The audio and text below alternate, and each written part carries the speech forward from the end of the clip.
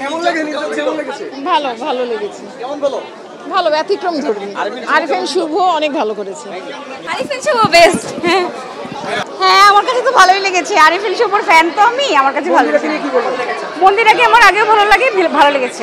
Arifin Shuvo was great, awesome. মন্দিরাকেও ভালো হয়েছে, খুব ভালো অভিনয় করছে সবাই, অনেক ভালো। Thank you. ভালোই লেগেছে, তবে যেটা আমার কাছে মনে হয়েছে বর্তমান যে পরিস্থিতি আমাদের, সেই পরিস্থিতিটাই মুভির মধ্যে পড়েছে।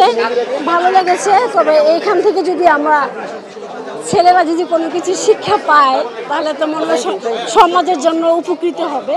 সব মিলিয়ে ভালো লেগেছে। ভালো লেগেছে, আরো ভালো হতে পারতো, আরো ভালো। মেসেজ ভালো ছিল, খুবই ভালো লেগেছে, শিক্ষণীয় ছিল, খুবই ভালো। নীলচক্র।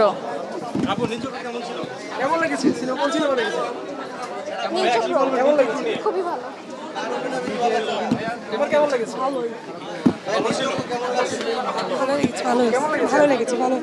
ভালো লেগেছে। ভালো, কিন্তু আরেকটু লেন্দি হতে পারতো আর কি, কমপ্লিশন। কেমন লেগেছে? কেমন লেগেছে? সুন্দর, অনেক ভালো। না, একটু ভালো একটু খারাপ এরকম। ভাই কেমন লেগেছে নীলচক্র? অনেক ভালো, অনেক ভালো। সেরা সেরা। এন্ডিংটা এন্ডিং ওয়াজ নট গুড। ভালো ছিল। কেমন লেগেছে? অনেক ভালো। ভাই কেমন লেগেছে একটু বলে দেন। ভালো। আরিফিন শুভ ভাইয়া, আরিফিন শুভ অভিনয় কেমন ছিল? ভাই কেমন ছিল? এভারেজ। কেমন ছিল?